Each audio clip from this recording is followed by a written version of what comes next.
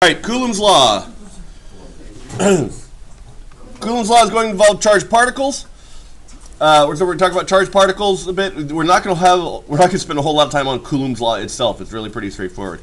Then we will talk about the permittivity of free space and how that's involved and what really that means.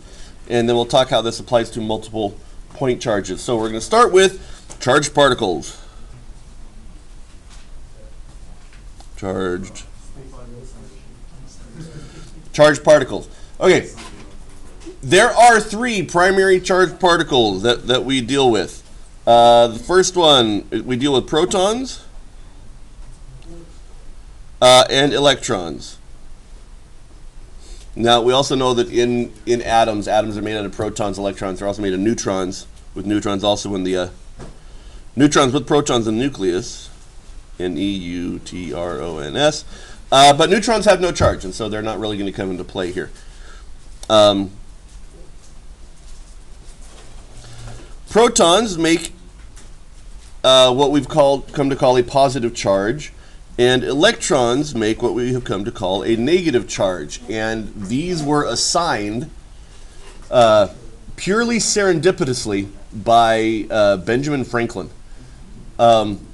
He along with being a founding father for the United States and other inventing the stove and bifocals. He's also was a pioneering scientist in electricity, and it was his work in studying electric current that his notations became accepted around the world. Now, what he did was he assigned a particular direction. He directed. He gave one direction of current flow of the flow of charge, the positive direction, and he gave the other direction of current flow, the negative direction. And if he had just on that day flipped his electrical loop, his wire over, okay, he would have found that he would have assigned them the opposite direction, and it actually would have made things a lot easier if he had happened to name the direction of the flow of electrons to be positive, okay, and the directions of the flow of protons to be negative. It actually would have made all of our math and all of our understanding of this a lot easier, because the actual particles that handle the flow of electricity are the electrons.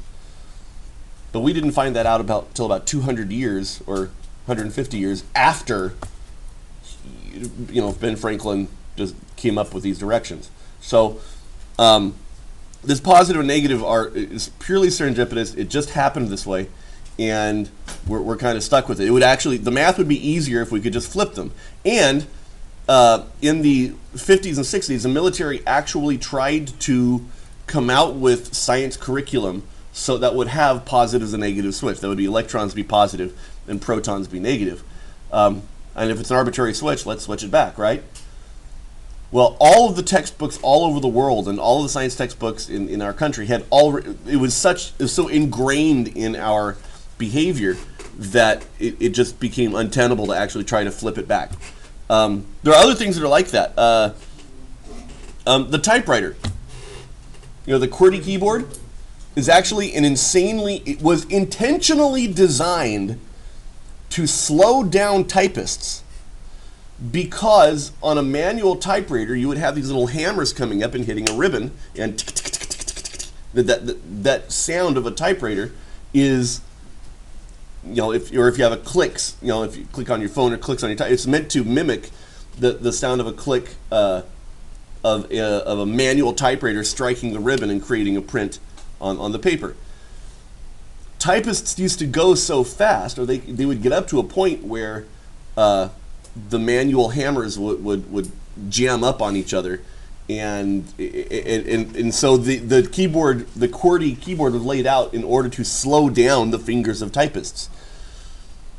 Now, there are many more efficient configurations for a keyboard, but typists have been learning it for so long, and typists, this is just how we learn how to type anymore.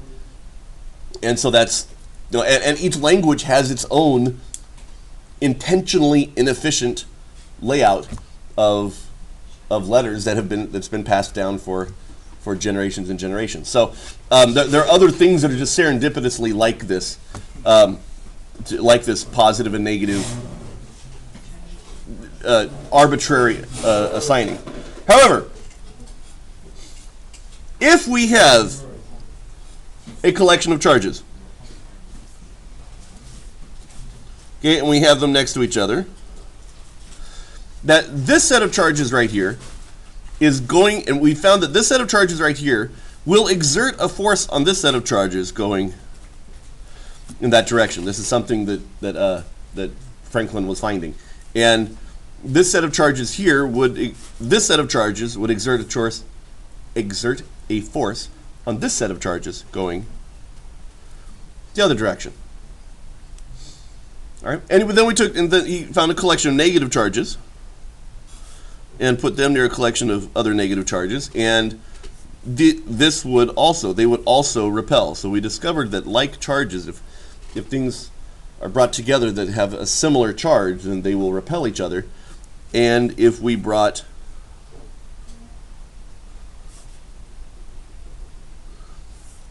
two things of opposite charge together, they will attract each other. And this is the origins of opposites attract, of that particular phrase.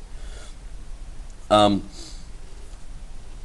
so this is just how collections of static charges, just charges kind of standing still, affect each other. So in order to study this, we needed to come up with some sort of unit for this charge. And so a unit for a collection of charge is called a Coulomb.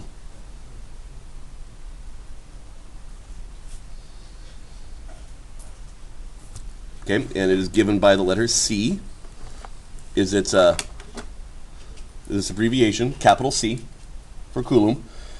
Now, if you have 1 Coulomb of electrons or if you have 1 Coulomb of charge, and we're finding that it's not, you either have a Coulomb of electrons or you have lost a Coulomb of electrons and you have an excess of positive charge, an excess of protons. This is one heck of a lot of charge. This is a huge amount of charge. And what we will usually deal with in here are microcoulombs or even picocoulombs and nanocoulombs.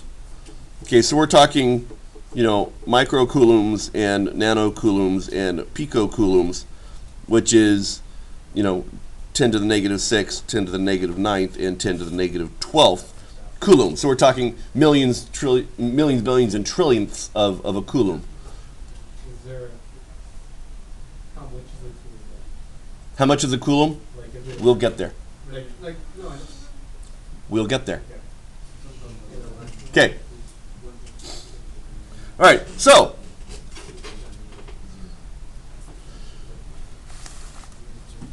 it turns out that when we are doing our experiments with our charges, so we'll have a whole bunch of plus charges here. Around another plus charge over here. Okay, that this guy over here will experience a force in that direction, and this one will experience a force in that direction, and we'll call this one the letter. Now, the unit for charge is a coulomb. However, the variable for charge is Q. Okay, so we're going to call this Q1, and this is a charge that is Q2.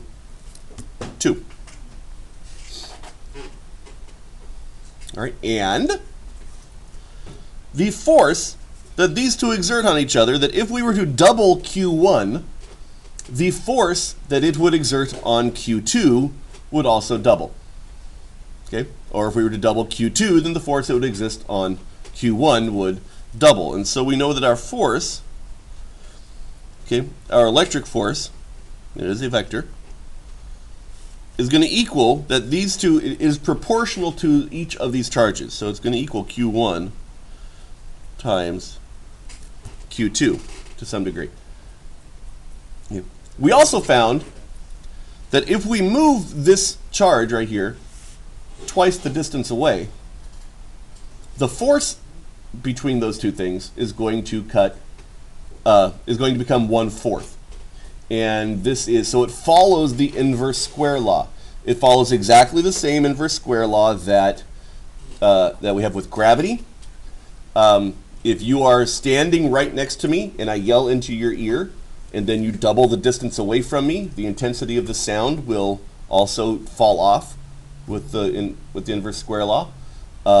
If we are in a room with a candle or a flashlight, if somebody's flashing their LED camera light at you on their phone, okay, and you move twice the distance away, it'll be 1/4 as intense. Okay, there are a number of things that follow the inverse square law. Smells. Okay, if Ray over here were to emit a smell from, let's say, his car because he's doing something at lunch that maybe he shouldn't be doing, okay, because he got into his stash, okay, and you're right next to the car, okay, you will smell it, okay, with 4 times the intensity of somebody that is twice as far away from Ray's car. So, this is an effect of anything traveling through 3-dimensional space. This is a 3-dimensional, it's just an effect. It's an effect of 3-dimensional space. Okay, we have many inverse square laws, and it is an inherent effect of living within 3 dimensions. Okay, which would be interesting because if we actually lived in 4th dimensional space, I would imagine that there would be an inverse cubed law. Ooh, think about that. All right. Okay, so what's that, Amit? Just saying, would that intensify the feeling of the substances in our cars at lunch? No, that's an entirely different effect, Mr. Muhammad. Okay. All right. So we also know that this is the inverse square, and so it's going to be with 1 over r squared. All right. Now, just as we needed with gravity, this also needs some sort of constant that's going to govern. It's going to set some sort of proportion, or that we're going to use for this, and we call this K. Okay, and we'll put a little e down here. It's an electric constant. Okay, this constant K equals.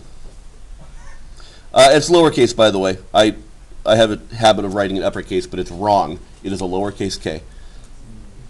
This equals 8.99 times 10 to the 9th newtons meter squared per Coulomb squared. This is a huge number. This is a huge number. This is not 9 times 10 to the 9th is huge. It is 9 billion newtons. So take 1 Coulomb of charge.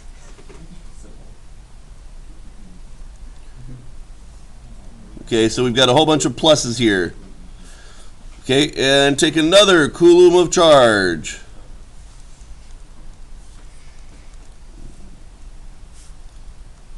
And if we held them 1 meter apart from the center of charge, by the way, and you can calculate center of charge the same way you calculate center of mass, same idea.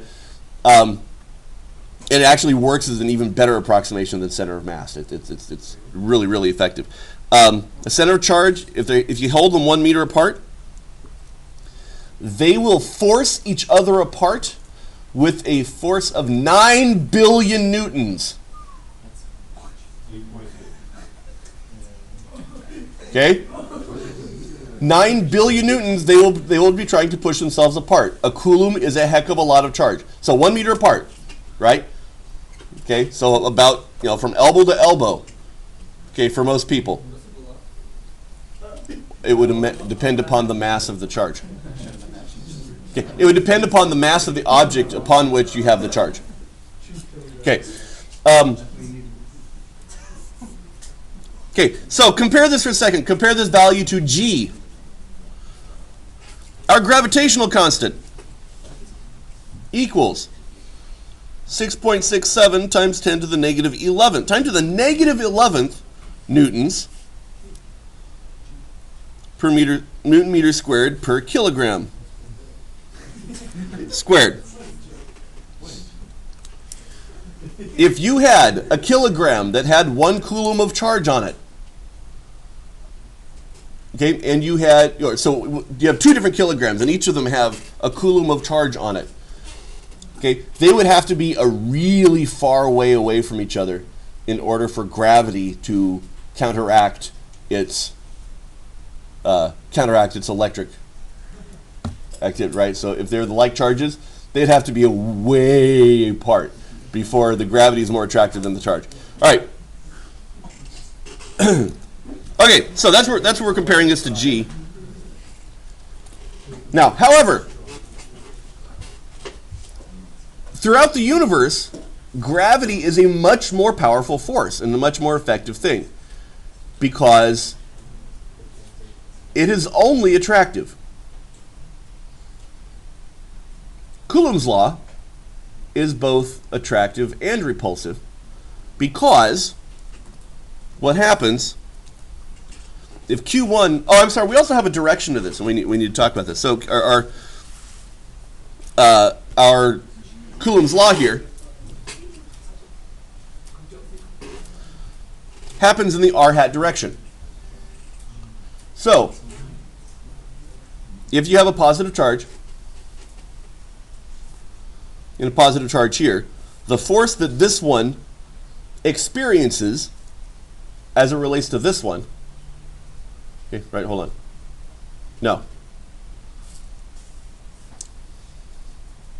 The force that this exerts on this is in that direction, okay, which is in the same direction as if you were to draw the radius, the radial vector from this to that, it's there, then the force that it exerts is away, right?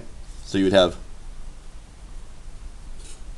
that way, and then the force it exerts is that way. So it stays r hat. Now, if this were a whole bunch of negative charges, then these two would be attracted to each other, and the force that this exerts on that would be that direction, which would be a plus and a minus, which would give us a negative r hat, just because of the opposite charges of the opposite values of the charge. That make sense? So there's an actual mathematical construct that determines whether or not it's positive r hat or negative r hat. And if we're multiplying opposites, then it's attractive. If we're multiplying things that are similar, then it is repulsive.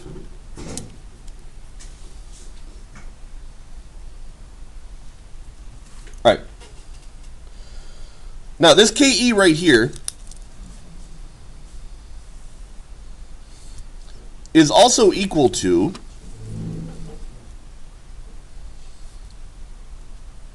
one over 4 pi epsilon naught. Okay, and this epsilon naught, okay, and this will come into play when we start dealing with Gauss's law, which is a little bit later. But this epsilon naught is called the permittivity, or it equals, so conversely, epsilon naught equals 1 over 4 pi k. Okay, and this is considered the permittivity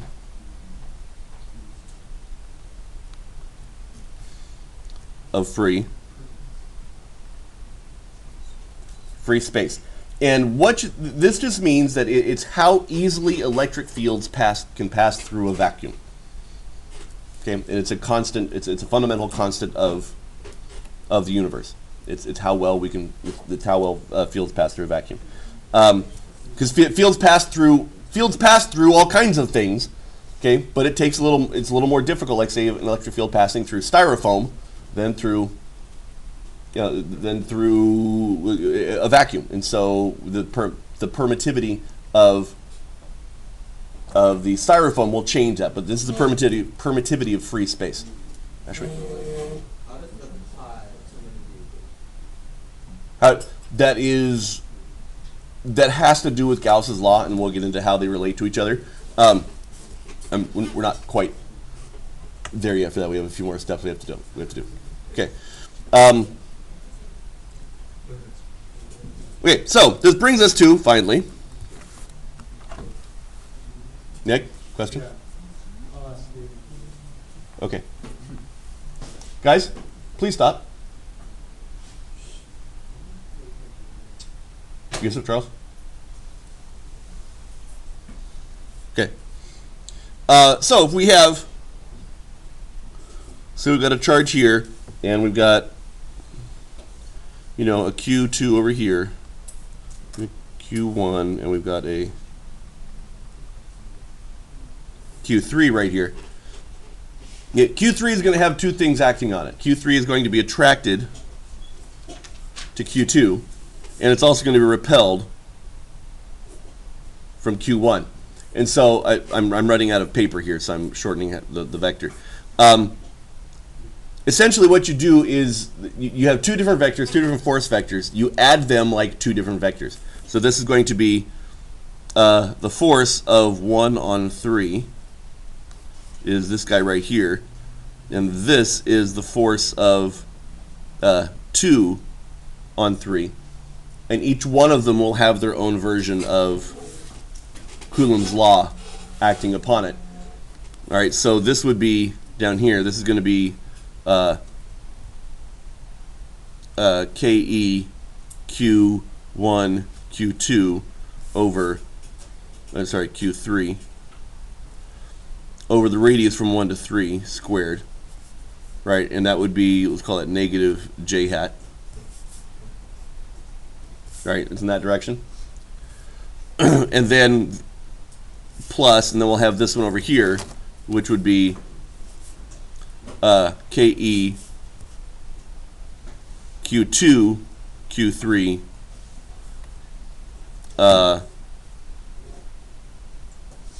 R23 squared in that direction. So find your theta, and you'll have an I component, J component in that particular direction, and then you just add them like vectors, and that would be your total force